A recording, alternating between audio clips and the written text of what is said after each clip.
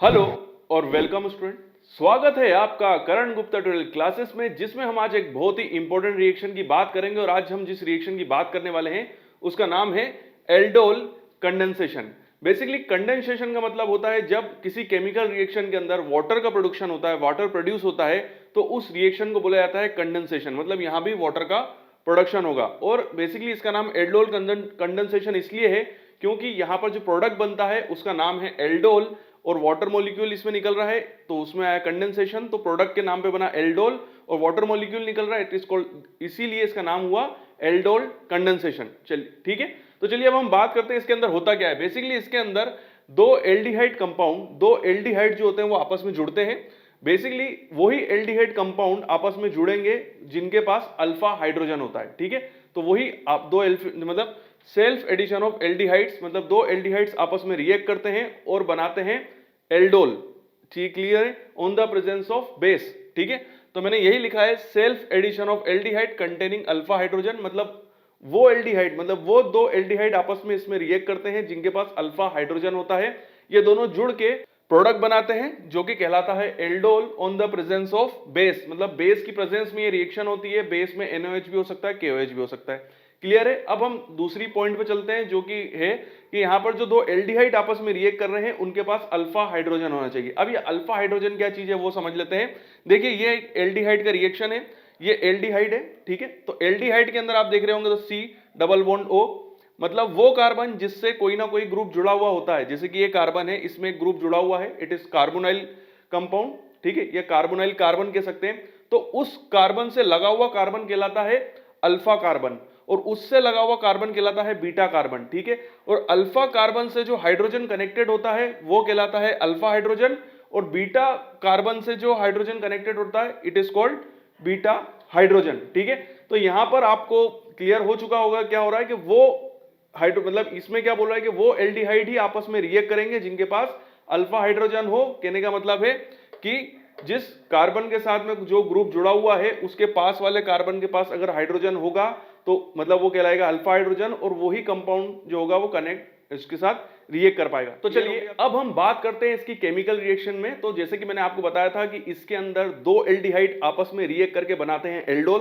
तो देखते हैं कैसे बन रहा है, और प्रेजेंस किसकी होगी, बेस की, जिसमें आप NaOH ले सकते हैं, KOH ले सकते हैं। यहां पर हमने NaOH लिया है। तो देखिए यहां पर हमने दो एल्डिहाइड लिए हैं जिसमें है एसिटल्डिहाइड, एसिटल्डिहाइड CH3COH, CH3COH। ठीक है, यहां पर मैंने आपको बोला था कि यहां पर वही एल्डिहाइड आपस में रिएक्ट करेंगे जिनके पास अल्फा हाइड्रोजन होता है। तो देखिए अल्फा हाइड्रोजन मतलब ये है इसका अल्फा कार्बन, और इसके पास 3 अल्फा हाइड्रोजन है। यहां पर भी देखो तो ये कार्बन इसके पास वाला कहलाया अल्फा कार्बन, और इसके पास भी 3 हाइड्रोजन है, मतलब ये इसके अल्फा हाइड्रोजन है। ठीक है, तो यहां पर ये होगा कि यहां पर CH3COH है, और ये CH3 को मैंने इस टाइप से लिखा है H और CH2।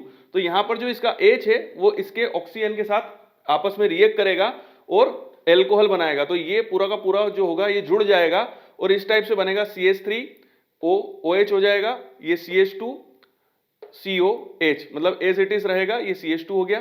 ठीक है, तो इस टाइप से तो ये दोनों आपस में जुड़ के हमको एक पूरा एक कंपाउंड देंगे जो कहलाएगा 3 हाइड्रोक्सी ब्यूटानॉल, और इसी को हम एल्डोल कहेंगे। तो एल्डोल हम इसलिए कहेंगे क्योंकि अगर आप देख रहे हो तो इसमें एल्कोहल आया, तो एल्कोहल का ओल से बना एल, जो ये एल है ये एल्कोहल से आया है, और डोल आया है एल्डिहाइड से। तो आपको ये दिख रहा है OH से आया ओल और एल्डिहाइड से आया डोल, तो इट इज कॉल्ड एल्डोल। तो इस पूरे कंपाउंड को बोलेंगे हम एल्डोल। तो बेसिकली यहां पर दो एल्डिहाइड्स जिनके पास अल्फा हाइड्रोजन होते हैं वो आपस में जुड़ के एक कंपाउंड बनाते हैं जिसको हम क्या कहते हैं, एल्डोल कहते हैं। और ये किसकी प्रेजेंस में होता है, बेस की प्रेजेंस में। यहां पर मैंने आपको एक चीज और बताई थी कि कंडेंसेशन का मतलब होता है जहां पर वाटर मॉलिक्यूल प्रोड्यूस होता है, बट इस पूरी रिएक्शन के अंदर अगर आपको दिख रहा होगा तो वाटर मॉलिक्यूल प्रोड्यूस नहीं हुआ है, बट यहां पर वाटर मॉलिक्यूल बनता है, जो कि हम रिएक्शन मैकेनिज्म के अंदर समझेंगे कि वहां पर वाटर मॉलिक्यूल कहां बनता है, और बहुत ही इंपॉर्टेंट रोल प्ले करता है वो वाटर मॉलिक्यूल।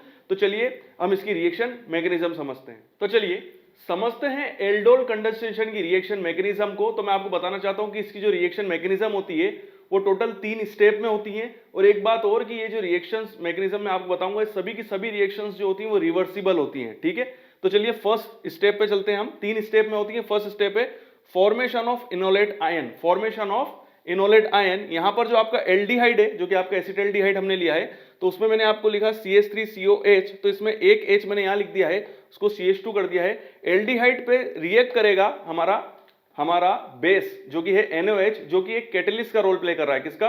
कैटलिस्ट का। तो NaOH का OH जो होगा वो हाइड्रोजन के साथ रिएक्ट करके H2O बनाएगा। तो देखिए कंडेंसेशन में क्या होता है, वाटर मॉलिक्यूल निकलता है। तो ये रहा वाटर मॉलिक्यूल, तो ये निकल रहा है यहाँ पर वाटर मॉलिक्यूल। और बाकी का जो आयन होगा, तो यहाँ पर जो कार्बन होगा उसके ऊपर नेगेटिव आयन आ जाएगा, नेगेटिव चार्ज आ जाएगा, और ये कहलाएगा इनोलेट आयन। ठीक है, तो ये इनोलेट आयन प्रोड्यूस हो गया है। तो स्टेप फर्स्ट थी फॉर्मेशन ऑफ इनोलेट आयन। ठीक है, अब हम आगे बढ़ते हैं। सेकेंड स्टेप है enolate ion attack on another aldehyde, मतलब इनोलेट आयन पे हमारा जो अगला एल्डिहाइड है वो इसके ऊपर अटैक करेगा। तो ये हमारा इनोलेट आयन है, सेम एज इट इज लिख दिया। ये हमारा एल्डिहाइड है, जो हमारा दूसरा एल्डिहाइड था वो CH3COH। तो यहां पर होगा ये, अगर आप देखो तो यहां पर आपका जो ऑक्सीजन है उसकी इलेक्ट्रोनेगेटिविटी बहुत ज्यादा है, तो उस पर आएगा नेगेटिव चार्ज, तो ये नेगेटिव चार्ज।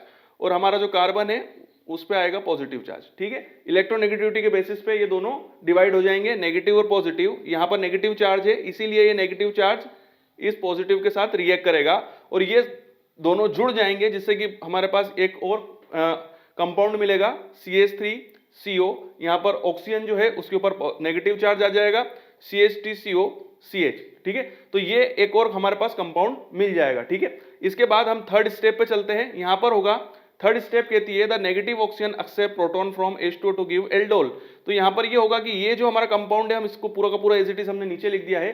अब होगा ये कि जो इसका जो ऑक्सीजन है जिसके ऊपर नेगेटिव चार्ज है, इसके ऊपर ये जो वाटर मॉलिक्यूल निकला था वो टूट जाएगा, HOH।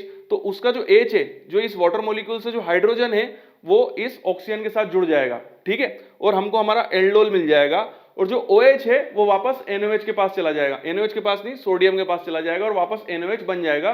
क्योंकि मैंने आपको क्या बोला कि NaOH यहाँ पर ऐसे कैटलिस्ट रोल प्ले कर रहा है। कैटलिस्ट का मतलब यही होता है जो रिएक्शन के अंदर पार्टिसिपेट नहीं करता है, बट रिएक्शन को कम, उसकी जो रेट है उसको बढ़ाता है या घटाता है, आपको पता होगा। तो कैटलिस्ट का काम यह है कि रिएक्शन के अंदर पार्टिसिपेट नहीं कर रहा है, तो उसने वाटर का मॉलिक्यूल बनाया जरूर, बट वापस उसने अपना OH ले लिया। ठीक है, मतलब दिया भी और वापस लिया भी, और एज इट इज NaOH का NaOH ही है। ठीक है, तो यहां पर हमको हमारा एल्डोल मिल गया। क्लियर है? तो इसको मैंने 3 स्टेप के अंदर डिवाइड करा है इसकी मैकेनिज्म को। बहुत सिंपल मैकेनिज्म है और मैंने कोशिश करी है कि मैं बहुत सिंपल वे में आपको इसकी मैकेनिज्म समझा सकूं। एक चीज और आपको याद रखनी है कि यहां पर जो हाइड्रोक्सी मॉलिक्यूल है, देखिए ये जो CH के ऊपर जो OH आया है, ये हाइड्रोक्सी ग्रुप है, ये हमेशा बीटा कार्बन के ऊपर होता है। ठीक है, देखिए बीटा कार्बन मतलब वो कार्बन जिसके ऊपर ग्रुप होता है उसके पास वाला कार्बन कहलाता है अल्फा कार्बन, और उसके पास वाला कहलाता है बीटा कार्बन। तो हाइड्रोक्सी ग्रुप एल्डोल कंडेंसेशन के अंदर हमेशा बीटा कार्बन के ऊपर लगता है। ठीक है, और एक चीज तो आपको पता ही है कि यहां पर जो दो एल्डिहाइड आपस में रिएक्ट करते हैं उन दोनों के पास अल्फा हाइड्रोजन होना चाहिए, और हाइड्रोक्सी ग्रुप किसमें जुड़ता है? बीटा कार्बन के साथ। तो ये इसकी मैकेनिज्म थी एल्डोल कंडेंसेशन की। ये वीडियो आपको कैसा लगा कमेंट्स में मुझे जरूर बताइएगा। अगर आपको कोई डाउट है तो आप मुझसे कमेंट बॉक्स में जरूर पूछ सकते हैं। वीडियो देखने के लिए थैंक यू वेरी मच। आपकी उज्जवल भविष्य की कामना मैं हमेशा करता हूं और यूं ही बने रहिए मेरे साथ। अगर आप भी इन इंस्ट्रूमेंट्स पे ट्रेनिंग करना चाहते हैं तो you are most welcome in our institute. हमारा पता और ईमेल आईडी मैंने नीचे दिया हुआ है, तो यहां पर आप मुझे मेल कर अपनी इंफॉर्मेशन, अपने कॉन्टेक्ट नंबर मुझे सेंड कर सकते हैं। और साथ ही साथ हमारे पास कौन कौन से इंस्ट्रूमेंट्स है तो उसकी लिस्ट में आपको साइड में सेंड कर रहा हूं। तो यहां पर आप देख सकते हैं कि हम किस किस टाइप के इंस्ट्रूमेंट्स में ट्रेनिंग कराते हैं। और अगर आप कोई मास्टर डिग्री कर रहे हैं, कोई PhD कर रहे हैं, या किसी भी प्रोजेक्ट वर्क से जुड़े हुए हैं, और अगर आपको किसी इंस्ट्रूमेंट्स की रिक्वायरमेंट है और वो इंस्ट्रूमेंट आपके पास नहीं है, तो हम साथ ही साथ कंसल्टेंसी सर्विस भी प्रोवाइड कराते हैं। तो उससे रिलेटेड भी अगर आप कोई भी इंफॉर्मेशन जानना चाहते हैं तो आप मुझे मेरे पर्सनल मेल आईडी पे मेल कर सकते हैं। नीचे मैंने अपना मेल आईडी दिया हुआ है। और मैं अपने उन स्टूडेंट से बात करना चाहता हूं कि वो स्टूडेंट जिनको कोई डाउट है, कोई क्यूरी है, बट कमेंट्स बॉक्स में कई बार ऐसा होता है कि वो क्यूरी और डाउट इतने बड़े होते हैं कि मैं कमेंट्स बॉक्स में उनको उनके आंसर सही तरीके से नहीं दे पाता हूं। तो आप मुझे मेरे इंस्टाग्राम पे फॉलो कर सकते हैं। ये मेरा इंस्टाग्राम आईडी है। तो यहां पर मैं आपसे डायरेक्टली कांटेक्ट में आ जाऊंगा और आप मुझे डायरेक्टली क्वेश्चन पूछ सकते हैं और मैं आपके सारे डाउट जरूर क्लियर करूंगा। तो वीडियो देखने के लिए थैंक यू वेरी मच और यूं ही बने रहिए मेरे साथ।